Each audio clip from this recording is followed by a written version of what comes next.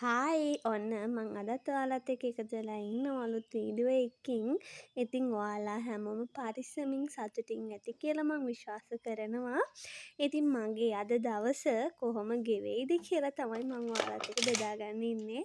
අද හරිම විශේෂ දවසක්, හරි ලස්සන දවසක් වෙයි කියලා මං හිතනවා. ඉතින් මගේ වීඩියෝ එක ඉවර වෙනකම් බලන්න කියලා මං ඔයාලගෙන් ආදරෙන් ඉල්ලනවා.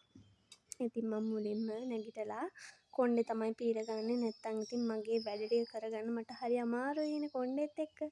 කොණ්ඩේ මුලින්ම ගෙඩියක් ගහගෙන තමයි මගේ වැඩ පටන් ගන්නෙ. බලාගෙන ඉන්නකෝ එහෙනම්.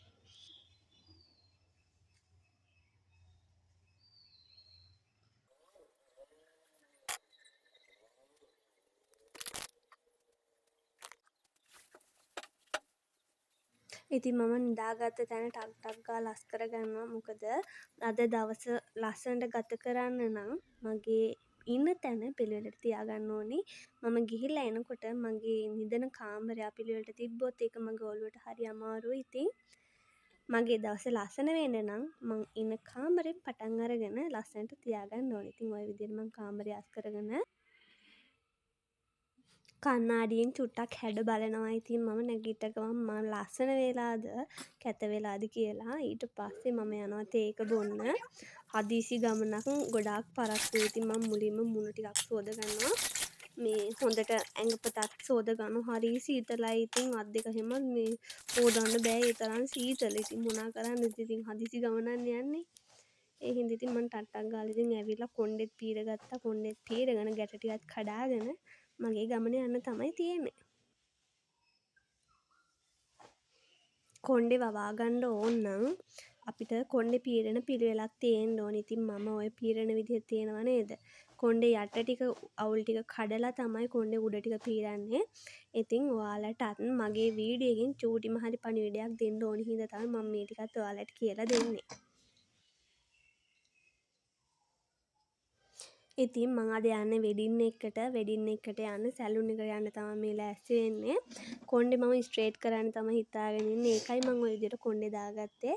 කොණ්ඩේ ගැට ටික එහෙම කඩලා. ඉතින් මම මූණේ ගාන ක්‍රීම් එක තමයි ওই විදිහට ගාගන්නේ. මේකප් කරනවනේ. අපේ මූණවල් වලට මේකප් එහෙම නිතරම කරන්නේ නැහැ. ඉතින් මේකප් එක හුරු නැති වුණොත් බයයිනේ. ඒ හින්දා මම මුලින්ම මගේ මූණේ ගාන ක්‍රීම් එක ගාලා තමයි ඉතින් පිටත් වෙන්නේ. ඉතින්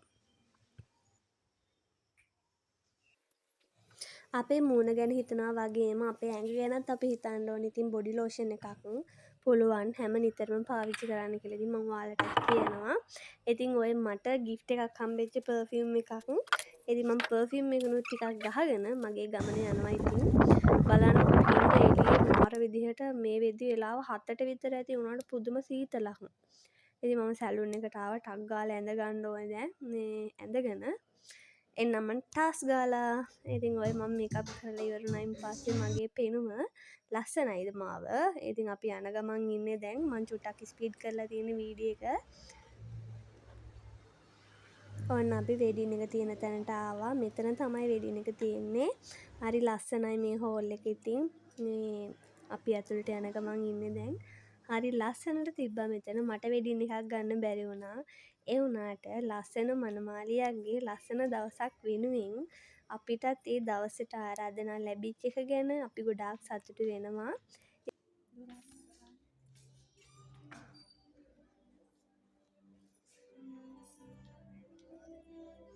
ඉතින් හරි ලස්සනට හොටෙල් එක ඩෙකරේෂන් කරලා තිබ්බා.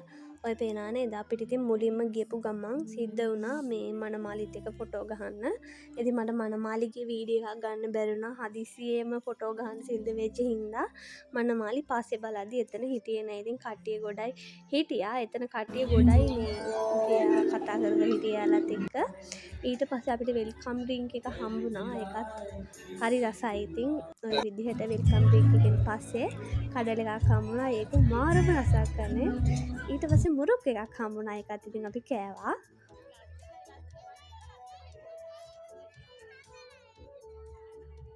ඉතින් ඕන්න මෙන්න මේ චූටි පැටව් දෙන්නගෙන් තමයි ඩාන්සින් ෆ්ලෝ එක ආරම්භ වුනේ. එයාලා ඉතින් චුට්ටක් ඩාන්ස් කරනවා එතන ගිහිල්ලා. ඔය ඉතින් මට එතනදී හම්බෙච්ච යාළුවෝ ගමේම කට්ටිය තමයි. ඉතින් මම අර වැඩිය ගමේ කට්ටියත් එක්ක කියන්නේ අර ලොකු විදිහට අඳුරන්නේ මම දන්නේ නැහැ හරියටම. ඊට පස්සේ ඉතින් අපි කෑම කන්න ආවා. ඉතින් කෑමත් ඔය විදිහට කාලා ඉතින් මම ඩෙසර්ට් එකත් ගත්තා ඔය විදිහට. මගේ අද දවස හරි ලස්සන දවසක් සතුටුම දවසක්. ඉතින් මේ මනමාලිට කොච්චර සතුටුයිද අපිට මෙහෙම සතුටුයි නම්.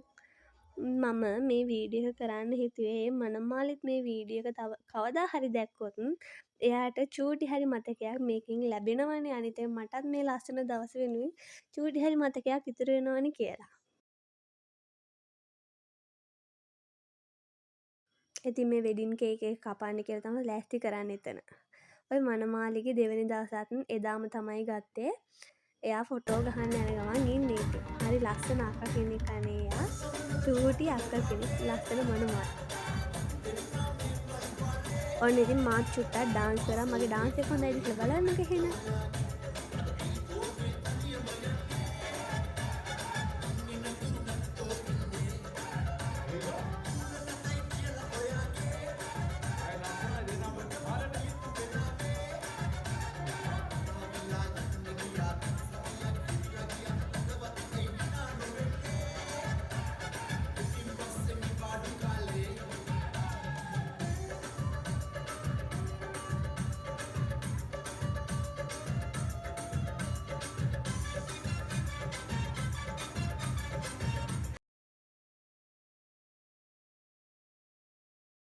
ඊට පස්සේ ඩාන්ස් එහෙම කරලා ඉතින් අපි ආවා පිටත් වුණා ගෙදර එන්න කියලා. එනකොට ගමේ කට්ටිය ලෑස්ති කරලා මේ අලුත් මනමාල ජෝඩුව පිළිගන්න රැග් කරන්න ලෑස්ති වෙලා. ඉතින් අපි දෙන්නට එතනින් නවතින්න උනා.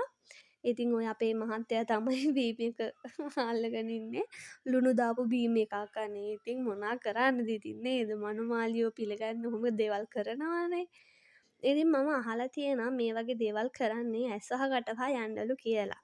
මම හරිද කියලා නම් මම දන්නේ මට චුට්ටක් කමෙන්ට් එකක් දාලා තියන්න. මම හරිද කියලා මොකක්ද මේවා කරන්න හේතුව කියලා.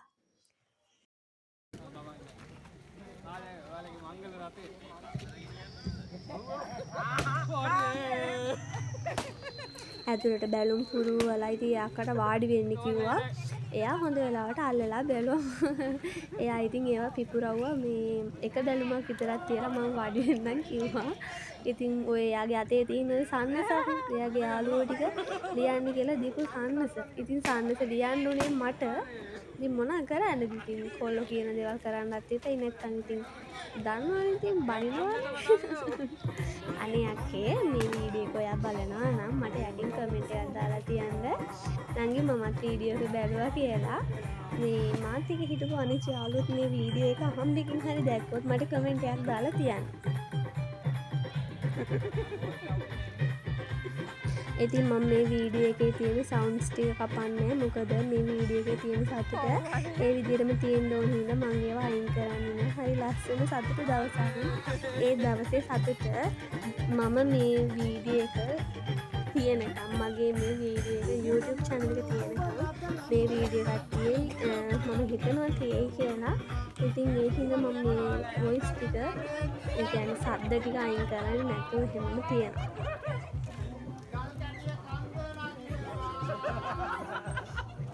මනමාලිවත් අරගෙන ගෙදරට යනකම් ඉතින් වී බෑග් තල්ලු කරන්න කිව්වා.